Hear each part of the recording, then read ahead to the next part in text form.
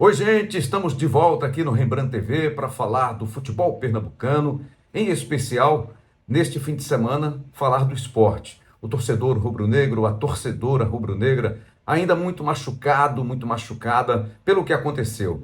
Não pela queda em si, porque essa queda, esse rebaixamento, o esporte provocou antes mesmo deste jogo contra o Flamengo. Era só uma questão simbólica, uma questão matemática que se confirmou com a derrota para o Flamengo na Arena de Pernambuco, de goleada, virada 5-1 para o Flamengo, com todas as circunstâncias que envolveram esse jogo, o jogo ter passado para a Arena de Pernambuco, o Flamengo ter colocado na arena um público maior que o do esporte, uma coisa inédita, né, para o futebol pernambucano, do time visitante, do time pernambucano como mandante, ter um público menor que o time visitante.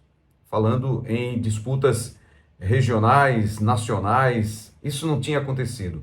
Mas o esporte procurou por isso, ou foi procurado e aceitou, porque o presidente Yuri Romão, ainda presidente do esporte, vamos falar sobre isso aqui também, ele fica até 31 de dezembro, foi o que ele disse na entrevista da última sexta-feira, e também na última sexta-feira disse que não tinha culpa ou não era responsável pelo que aconteceu, pela venda da operação do jogo do esporte contra o Flamengo, do jogo ter passado para a Arena de Pernambuco. Disse que foi um trabalho feito, uma negociação feita pelo vice-presidente Rafael Campos e um diretor, Fernando Soares, e que os dois depois o teriam convencido, obrigado a aceitar a proposta da venda da operação do jogo, que seria, a princípio, 3 milhões de reais livres para o esporte, e não foi, né? Menos de 2 milhões acabou sendo a operação final para o time do esporte.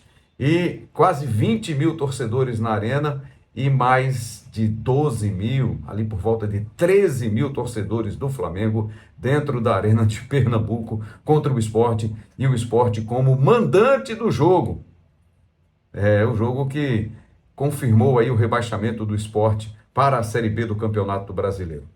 Bom, diferentemente de outros comentários ou comentaristas de outros episódios, de falas de torcedores de forma legítima, que pedem, que sugerem a saída ou a permanência de Yuri Romão, eu não tenho aqui esse lugar de fala como torcedor. Por não ser torcedor dos principais times de Pernambuco, Sport, Náutico e Santa Cruz, sou torcedor do Vitória, muita gente sabe disso, muita gente não acredita ou não quer acreditar, mas está tudo bem, está tudo certo.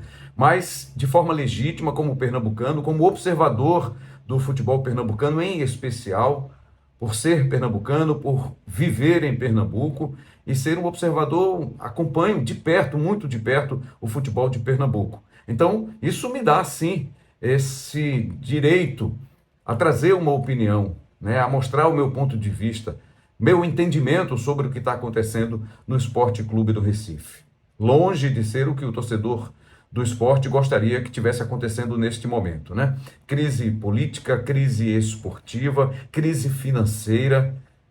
Tá difícil a situação do esporte, né? Com salários atrasados, com dívidas que foram feitas por essa gestão, por essa direção e que não foram honradas ainda, né? Já tem gente cobrando publicamente aí os atrasos de rescisões do zagueiro Antônio Carlos, o meio-campo do Queiroz, né? Jogadores que não deram certo no esporte, que foram contratados, que foram avaliados e avalizados por quem comanda o futebol do esporte.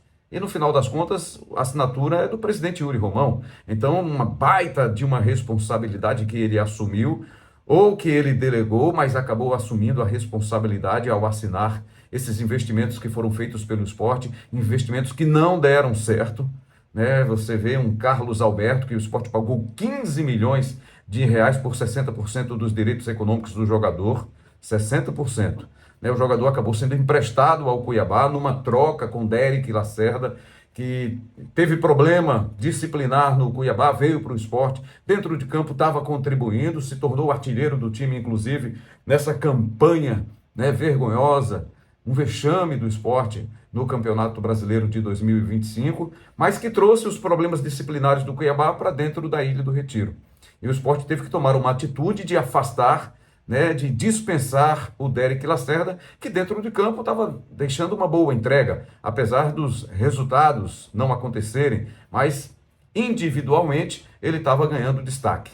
Então isso aconteceu, o Sport afastou e o Carlos Alberto, esse grande investimento feito pelo Sport, não conseguiu se firmar como titular lá no Cuiabá, disputando a Série B. Daí vocês imaginam, né? Vocês tiram as suas conclusões do investimento feito pelo Sport. Matheus Alexandre, outro investimento ali por cerca de 9 milhões de reais.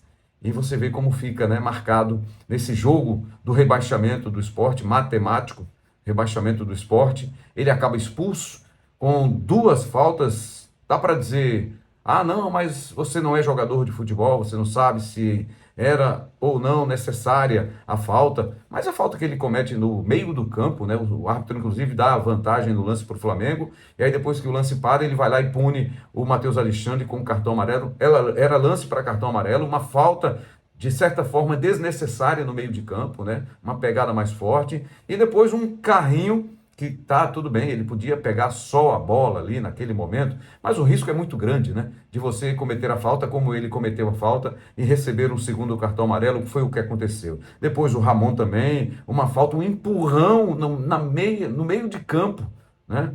Um empurrão no grande círculo ali no adversário, um lance para cartão amarelo também, desnecessário, e o Sport acabou sofrendo aí a virada. Não que se tivesse permanecido com 11 jogadores até o final, o Sport teria vencido o jogo ou teria garantido pelo menos um pontinho.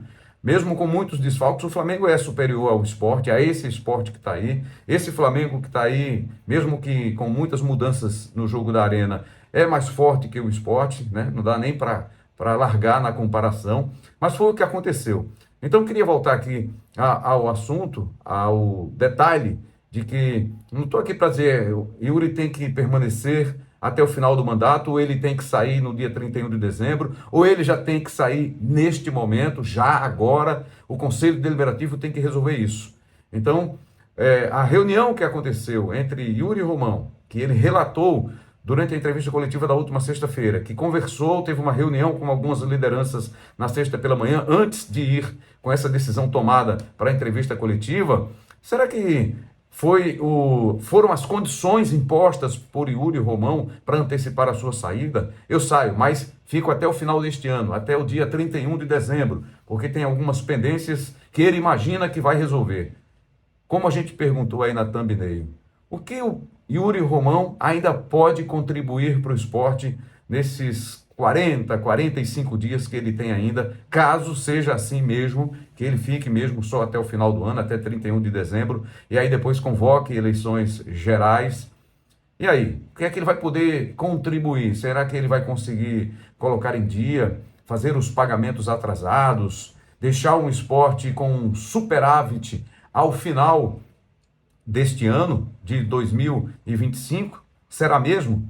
Será que ele está esperando entrar uma grana ainda que tem para receber de Pedro Lima, para resolver essas questões mais urgentes, e aí poder sair dizendo, olha aí, deixei o esporte sem nenhum problema financeiro, não tem débito, só os débitos que foram, que o esporte fez para um pagamento a médio e longo prazo? Será que é isso que ele está esperando? Ou uma negociação já antecipada aí do Zé Lucas, que ele mandou inclusive um diretor, desses diretores executivos que ele tem no clube lá para o Catar, para acompanhar de perto, para fazer uma espécie de blindagem, porque disse que estava havendo muito acesso de empresários de times estrangeiros a jogadores da seleção, e ele se preocupou logo em mandar um representante do esporte lá para acompanhar de perto toda essa movimentação lá durante o Mundial Sub-17. Enfim, era esse detalhe que eu queria trazer aqui para você. Não sou eu que tenho que dizer. Tem gente que diz que o presidente tem que sair agora, ou tem que ficar só até o final do ano mesmo, ou tem que ficar até o final do mandato. Como eu não sou torcedor, sou apenas um observador, mas também me considero de forma legítima, em condições de deixar aqui uma opinião. E a opinião é que os rubro-negros é que tem que resolver essa questão. O Conselho Deliberativo, que dizem ser do grupo de Yuri Romão, né, são conselheiros que são do lado de Yuri Romão. Eu acho que ser conselho de qualquer que seja o clube não é você ser do lado ou você ser contrário, é você ser do justo, é você fazer a sua avaliação ponderada, equilibrada e que possa sim dar uma resposta ao seu associado, que é quem merece essa resposta. Porque Yuri Romão foi eleito com mais de 80% dos votos dos associados no final do ano passado, do ano de 2024, quando a costura era para ele não concorrer à reeleição, mas aí ele bateu de frente com o grupo, rompeu com algumas lideranças e aí foi para cima para buscar a reeleição, foi reeleito, né? Até pela onda surfada, pelo acesso que ele conquistou da Série B para a Série A do Campeonato Brasileiro, mas a gente viu aí, foi um acesso não sustentável, né? Dizem até, fazem até uma brincadeira, né? Foi um acesso culposo, onde o esporte não tinha intenção naquele momento, acabou sendo beneficiado por uma combinação e subiu. E aí manteve o técnico Pepa, que não era para ter sido mantido como técnico do esporte para montar esse grupo para a disputa da Série A do Campeonato Brasileiro. Não tinha o serviço mostrado, prestado para ser um técnico, não, vamos confiar nele para fazer uma grande campanha. Falava-se até em classificação para o torneio internacional, né? Ficou muito, mas muito longe disso. E aí veio a troca também equivocada, a saída de Pepa para a chegada do Antônio Oliveira, que ficou apenas 4 jogos. Veio o Daniel Paulista, que ainda tentou, mas não tinha, digamos, mão de obra qualificada para conquistar o objetivo de pelo menos permanecer ou manter o esporte na primeira divisão do Campeonato Brasileiro. E termina de forma melancólica com César Lucena, que é um auxiliar que já está há muitos anos, mas que não conseguiu trazer nenhuma contribuição para o time do esporte nessa reta final. Então é isso. Foi um ano diferente, né, para os principais rivais do futebol pernambucano. Santa Cruz e Náutico conquistaram o acesso, mesmo com muitas dificuldades, mas conseguiram o objetivo do acesso. O Santa saiu da Série D para a Série C, o Náutico da Série C para a Série B, e o Sport fez o caminho inverso com um rebaixamento. É o time que dos pernambucanos se tornou o clube, né, entre os times do Brasil, que mais foi rebaixado para a Série B neste século. É isso, situação bem complicada. O que a gente espera, sinceramente, como observador, por estar aqui, por acompanhar de perto, por trabalhar de forma direta, praticamente, aí com o futebol de Pernambuco, levando as notícias do futebol de Pernambuco na televisão, nas redes sociais, aqui no canal do YouTube. A gente espera, sinceramente, que o esporte possa resolver o mais rapidamente possível,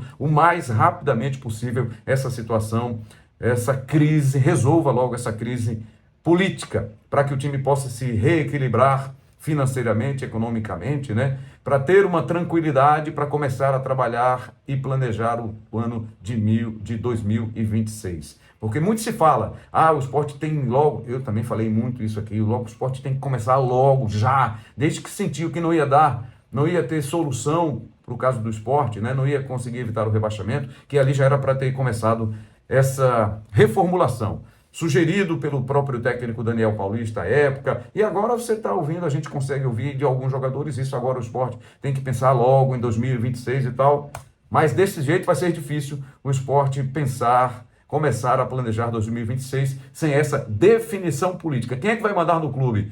Como é que vai deixar para contratar técnico para 2026 só depois da eleição, só depois da saída de Yuri Romão, que está marcada para o dia, para ele, né? Ele já marcou essa data, 31 de dezembro de 2025, só depois disso, só depois das eleições, com esse novo comando do esporte, um novo presidente, uma nova direção de futebol, ou esses diretores de futebol aí, que foram indicados, sugeridos, sei lá, trazidos pelo Paulo André, que trouxe um monte de profissional aqui para o esporte que não funcionou, pelo menos agora, né? Neste primeiro momento. Vão ficar Ambrogini e Gasparino, esses dois aí que já tiveram problemas no Figueirense com rebaixamento, agora rebaixamento no esporte.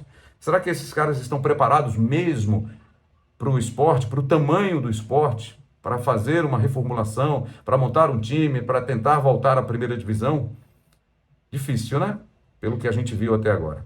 Mas é isso, gente. Queria deixar aqui esse comentário, essa conversa neste domingo, e a gente vai voltar aqui a falar ainda nessa reta final de temporada, falar ainda de Santa Cruz em especial, falar de Náutico em especial, falar do próprio esporte em especial, com comentários, observações específicas sobre os grandes clubes do futebol brasileiro. São grandes forças do futebol de Pernambuco, Sport, Náutico e Santa Cruz.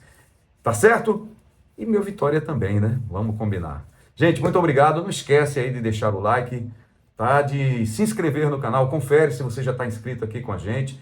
Vamos tentar aí chegar aos 30 mil inscritos, vamos? Neste final de temporada?